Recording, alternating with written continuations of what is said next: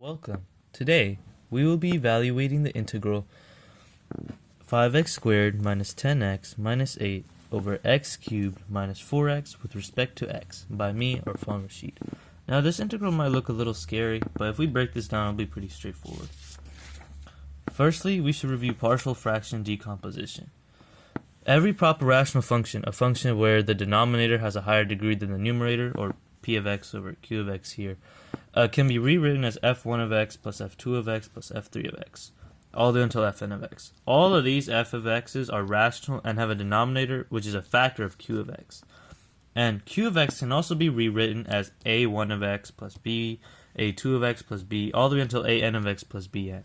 So, if since the top is a lower degree, so it will be a constant, some random constant number, and the denominator can be and then the denominator in this case will be a1 of x plus b. So if we can somehow, all the way until an of x plus bn. So if we can somehow factor this q, so why do I say this? Because we can factor this q of x down here, this here. So if we can factor this, it'll make our integration a lot easier, because then we'll just have some constants at the top, or a's in this case. So let's factor the denominator. Well, we have x cubed minus 4x. And the first thing that stands out to me is that there's an x in both terms. So we can just factor out an x. So we have x times x squared minus 4. And this x squared minus 4 is reminds me of the difference of squares, which is a squared minus b squared can be factored out to a plus b times a minus b. And so we can simply just write this out as x times x plus 2 times x minus 2. Now we need to set up the partial fraction decomposition. And we have three different variables because there's three different factors. We have three different variables, so we have three different factors. So instead of writing a1, a2, a3, we can just do a, b, and c for convenience. So we have this, and I think it'd be easier if we just multiply both sides by x times x minus 2 times x plus 2, so we can cancel out this denominator. So it'll be a lot easier when we plug in the x numbers. So then we'll have 5x squared minus 10x minus 8 is equal to a times x minus 2 times x plus 2 plus b times x plus 2 plus c times x minus 2.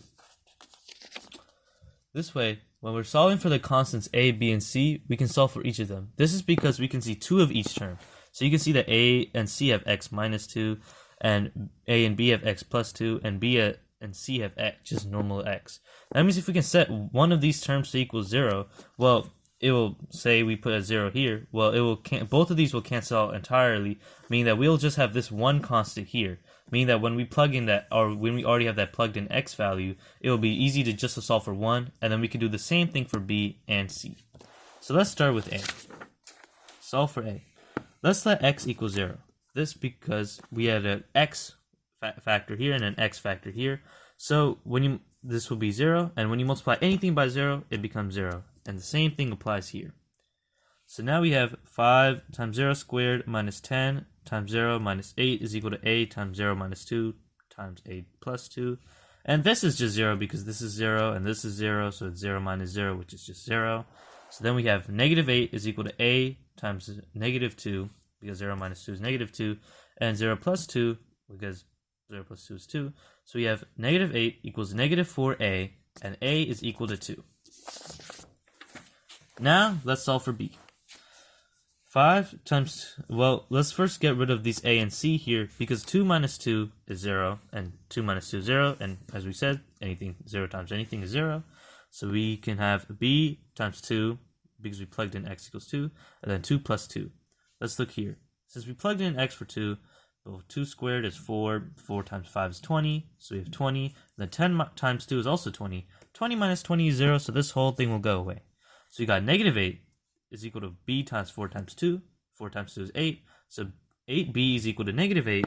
So b is equal to negative 1. Finally, let's solve for c. Negative 2 squared is 4 times 5 is 20, which is here. And 10 times negative 2 is negative 20. Negative 20 times negative, because it's minus, is positive 20. And then we can bring down the minus 8. Let's focus on this side. Well, this side has the negative 2 plus 2, so this whole thing cancels out. Negative 2 plus 2 here cancels out. So we're simply left with c times negative 2 times quantity negative 2 minus 2. Well, negative 2 minus 2 is negative 4. Negative 2 times negative 4 is 8. So we have 20 plus 20, which is 40, minus 8 is 32. And then we also have negative 2 times negative 4 times c, which is 8c. So 32 equals 8c, meaning c equals 4. Alright, now to do the actual integration. So we had this original equation here, then we factored it. So you can see 5x squared minus 10x minus 8 over x times x minus 2 times x plus 2. And we use partial fraction decomposition to write it like this. And we already solved for a, b, and c, so we can just plug in the a here. So it's 2 over x, because that was a factor. These three were the original factors. And b was negative 1, and c was 4. So we have 2 over x plus negative 1, which should be minus 1, over x minus 2 plus 4 over x plus 2 with respect to x. Now, remember that the integral of 1 over x is just simply natural log of the absolute value of x. So here, you would just multiply that by 2. So it'd be 2 natural log of the absolute value of x. This negative 1 here, it can simply be replace this plus with a minus, and that's just the natural log of x minus 2.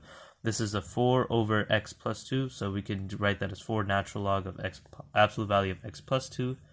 So the final integral is 2 natural log of absolute value of x minus the natural log of x minus 2, or the absolute value of x minus 2, plus 4, the natural log of the absolute value of x plus 2, plus c, because it's an indefinite integral. Congratulations, we have solved this integral.